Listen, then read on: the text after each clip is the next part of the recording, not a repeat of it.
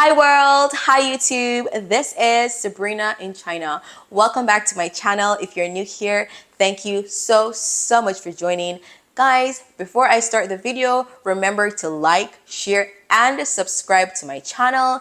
And be sure to stick around to the end of the video because I will be reading some of your comments and replying to you right here, right now. Let's go. Okay, guys. So I just got in from work and I just wanted to sit down and talk with you guys about this topic that I've been seeing all around in the news, and it's been something I couldn't wait to come back to China and talk about. And so here I am. You know, I think everyone on this channel, we all know about the BRICS alliance, and I'm so in support of the BRICS alliance. At the latest BRICS meeting, they announced that 6 new members are going to join the BRICS alliance. Very exciting news. And with these 6 new members set to join the BRICS alliance, many are now wondering if this is a stance against the US, if the BRICS nations are trying to overthrow the US or trying to take the place of the US and de-dollarize the world and defeat the US. Many are now wondering that. But in my opinion, I do not believe that the BRICS nation are actually trying to take the place of the US. I do not believe they're trying to overthrow the US. I really believe that the BRICS alliance is a survival safeguard mechanism for these countries, a safeguard mechanism against the US constant sanctions and interference in other countries' development and other countries' sovereignty. With the constant use of sanctions by the US dollar, countries like Iran that's invited to join the BRICS alliance are now able to be in a group where their voices, their concerns as a country can be heard. In the international arena, no one is doing business with Iran because the great USA said that no one should, and they're heavily sanctioned by the US. And so, yeah, I do not believe that these countries are trying to overthrow the US or trying to take the place of the US. I think they're trying to create a more polarized world where countries like China, they're able to act in the interest of themselves, the best interest of their country. I believe countries like Iran and African countries that were invited to join the BRICS nation can feel that their voices can be heard. When the US goes into Africa, it tells Africa how to run its country. It tells African countries how to run their countries. With the IMF, whenever the Americans, they give loans to these countries, they have to do total reforms of their policies and things in their countries. Whereas China goes into these countries, it's actually a mutual discussion. What is good for you? What is good for your country? More, rather than the US going in and dictating to these countries. That is the nature of the US when they do business. I've seen the hands of the US in my own country when, my country take loans from IMF, how the US and their policies, the agreements that my country, Jamaica, had to sign to, further destroyed our economy. So I do not believe that these nations are trying to overtake the US. I think it's a safeguard mechanism against the US. It's a safeguard mechanism for themselves. China, that's not under the thumb of the US, that's not under security protection by the US, are able to make these bold moves, So all praises to China and these BRICS nations for trying to take a stance against this, against the international police, the US. Here is a statement by President Xi. He said, some country, hint the US, obsessed with maintaining its hegemon has gone out of its way to cripple the emerging markets and developing countries. Whoever is developing fast becomes its target of containment. Whoever is catching up becomes its target of obstruction. I could not agree with that statement more by President Xi.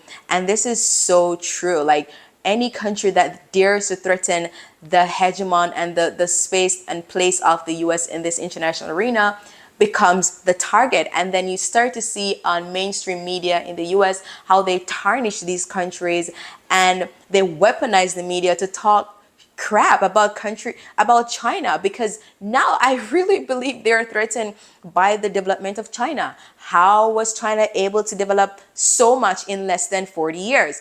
It is incredible to them and they're not able to understand it. A communist country is able to develop this fast and is thriving. This is not supposed to happen. I even remember in 1983 the US invaded Grenada. I, as a person from the Caribbean, I do not forget about this.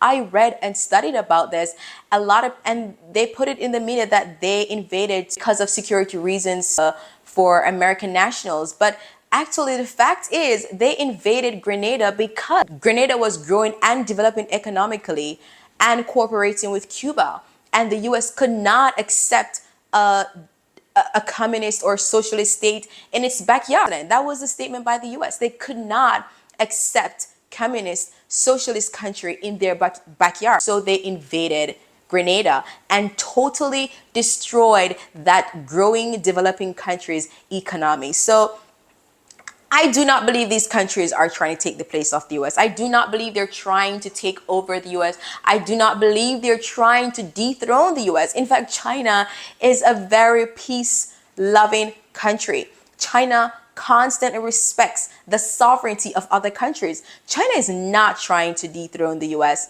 And I'm specifically talking about China, and not stating about, other countries in the BRICS nation here, because China has been the target of the US for a long time ever since it started developing, right? So I do not believe China is trying to overtake the US. I really believe it is a safeguard against the US. And so I wish this alliance all the best. I hope they accomplish all they set out to accomplish.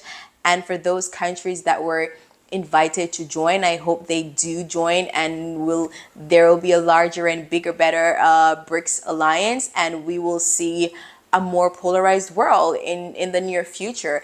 I do hope that one day China and the US can work together and make this world a better place. The growth and development of the US cannot be denied, and neither can the growth and development of China. And so I do believe that it is in the best interest of humanity that these countries find a way to work together and make the world a better place. And in order for that to happen, the US would have to accept that countries can grow and thrive without democracy. So I do hope to see that happening in the future.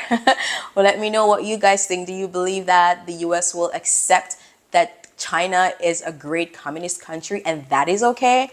Or do you believe the US will continue to try and contain China's development and growth? Let me know in the comment section, guys. And I've selected some comments to read today. This comment is by KMind5378. He said, if the West and the US are indeed so democratic, why don't they just leave the rest of the world alone instead of forcing everyone to accept their values? That is called dictatorship, authoritarianism, not freedom and democracy. The US is full of fake freedom and fake democracy. Communist is just another word that they invented to demonize its adversaries. I love you, Sabrina. I love you too. Guys, I actually share this sentiment. Like, I was saying to someone that, if the US was truly a democracy, and they believe that people have the right to charter their own freedom and do what is best for themselves, why don't they extend this form of democracy in the international arena and accept that countries can thrive with other political systems? Like, I was thought of this. I've said this to someone that they should apply their democracy in the international arena and allow other countries to act in their own rights and in their own sovereignty, in their own best interest. So yeah, their democracy does not extend to the international arena. The US goes around like an international police, dictating to countries how they should lead, how they should go about their business in their own countries, and absolutely disrespecting and disregarding the sovereignty of other countries. So KMind5378, I share your sentiments. Angry Ranger 4552 said, Anything that we have too much of will be bad. Freedom without limits will lead to chaos. To be able to do what you want without regard for others will lead to a breakdown of society. Look what is happening now in the West. Homelessness, illegal drug usage, rampant criminality, and degradation of the quality of life. Oh my gosh, I agree with you 100%. Like, this is what is happening in the West right now. This freedom thing has gotten so excessive that it is now impacting the lives of other people. Like, your individual freedom is now affecting the lives of other people. The freedom has gotten so much in the West. Like, people can be whatever they want. They can be rock, stone, cow. I don't know, guys. I don't want to talk about that. Keiko Punch 7059 said, I was so sad to see you left China last month. I thought you were not coming back. I thought you were mistreated in China and left. I am so glad to see you back and call China home. You know China loves you. I love you guys too. Guys, I am not leaving China. I think I made that clear in the video that I'm now commenting on, that I have no intention of leaving China anytime soon. As long as I'm allowed to be in China, I will continue to stay in China.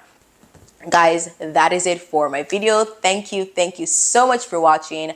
I hope you guys have a great day or great night wherever you are in the world. This has been Sabrina in China. Remember to like, share, and subscribe. Until next time, bye.